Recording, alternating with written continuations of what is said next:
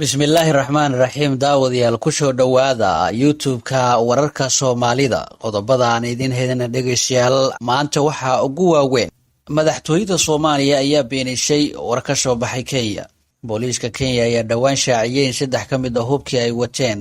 raggii weeraray hotelka dusiid D2 ee magaalada Nairobi ay lahaayeen ciidanka Soomaaliya hase yeeshee madaxtooyada Soomaaliya ay warkaasi beenisay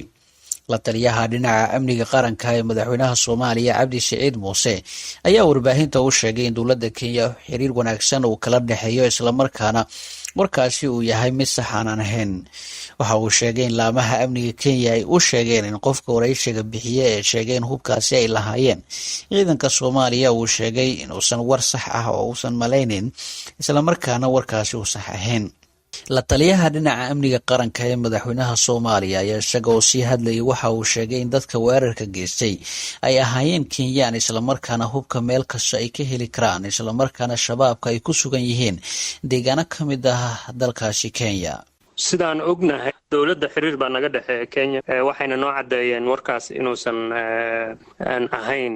hay'adooda amniga markaan la xiriirnay in uu maaragtay qoryahaas ay hayaan sida sheegayaan ay sax tahay waxay sheegeen inayna ahayn war saxa macnaa warkaas marka waxay la tahay qofka waraysiga bixiyay wuxuu leeyahay waxay u muuqataa ama u eg tahay wararka noocaasana badanaa waa iska maaragtay mala awaal bay u badan yihiin ama qiyaas waxaa cad in dadka meesha weeraray ay ahaayeen dad u dhashay waddankaas hubkana sidaa og tahay qofku waa heli karaa ama waddankooday ka heli karaan meelo badan bay ka heli karaan al-shabaab meel kastay joogtaa qayb ka mida waxa weeyaan waa Kenyaan macnaha dhanka kalena madaxweynihii hore ee Soomaaliya Xasan Sheekh Maxamuud ayaa sheegay in loo baahan yahay in adduunyada aan ka muuqano madaxweynihii hore ee Soomaaliya Xasan Sheekh Maxamuud ayaa warbaahinta u sheegay in Soomaaliya ay u baahan tahay qaanuun iyo sharciga laakiin maanta aysan u baahnayn shakhsiyaad gaar ah waxa uu sheegay inay muhiim tahay in bulshada Soomaaliyeed ay ogaadaan inaan loo baahnayn in shakhsiyaad in dalka ay ku qabtaan gacan adag laakiinse dadka Soomaaliyeed ay u baahan yihiin shuruuc adag ay ku dhaqmaan madaxweynihii hore ee Soomaaliya waxa uu sidoo kale sheegay in Soomaaliya aysan u baahnayn inay maanta dunida ay ku booqdo xilli dad Soomaaliyeed oo badan ay ku sugan yihiin daafaha caalamka inay ka joogaan si sharaf leh qaarkiisa maanta waxay leeyihiin idaacadaha aad ka maqashaan dawlad xoog badan oo gacan adag loo baahan yahay dadka gacan adag ku qabato dawlad xoog badan oo dadka gacan adag ku qabato dadka cimrigooda heloon anigu kamid ah waa soo joognay waxa maanta joognaan ka dhaxalnay dawlad dadka gacan adag ku qabato qaanuun iyo shuruuc aan u baahannahay gacan adag ku qabatay shakhsiyaad gacan adag ku qabto dadku uma baahna marka dadku in ay qawaaniinta iyo nidaamkana waa inay ka dhacarkaan in ay maslaxadooda ka turjumayaan waxay aaminsan yihiin qaanuunku qaanuun aaminsan inuu yahay waxa ay danaynayaan qaanuunku mid difaacayo waxaas inuu yahay sharafta iyo karaamadooda ayagu dadku siday u arkaan mid difaacayo ilaalinaya qaanuunku inuu yahay laakiin qaanuunka haddii loo arko midaan diintii waxba ku falayno ilaalinayno ku xadgudbayo oo sharaftii dadku ay lahaayeen ku xadgudbayo dhaqankii iyo qoyskii iyo nolonaashihii ku xadgudbayo oo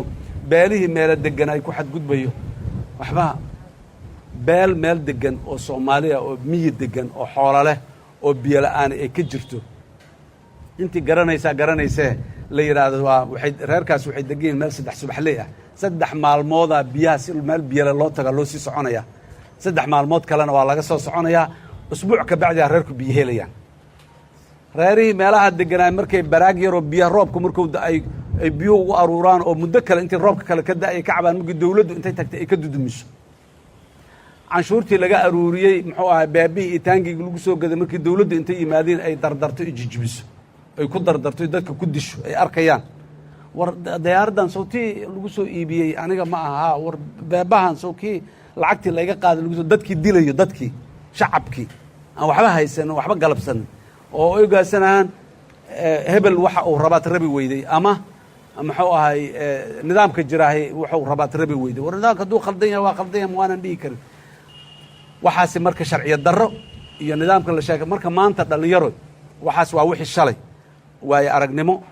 iyo tacliim wax ku qaadashay noo leeyihiin laakiin waxaa naga maqan midda hadda uu sheegay political imagination khiyaali siyaasadeed khiyaali mustaqbali inaan abuurno oo aan ka fikirno maaha kaliya inaan hibanno shalay shalay wixii aan haysanay waxbaan ka baranaynaa wixii ku xumaayaan baranaynaa wixii fiicnaayay naga baabi'iyaan inaan soo celinaan ka shaqaynaynaa laakiin berriyaan u baahna inaan ka fikirno berri 1960kii ma ahan berri 70kii ma aha 90kii ma aha berri waa berri cusub 2020 2030 2040 2050 iyo ka sii gadaal ayaan u baahannahay aan dhahno waxaan rabnaa saas inaan noqonnaan rabnaa ilaahay idankiis soomaaliya noocaas aan rabnaa soomaaliya ammaankeedu sidaas yahaan rabnaa soomaaliya dawladdeedu ay dadka waxaas u qabataan rabnaa soomaaliya adduunyada sidaa ula macaamishaan rabnaa inaan muxuu ahaay aan waxayno adduunyada inaan erino ku buuqno caayno cadow u aragno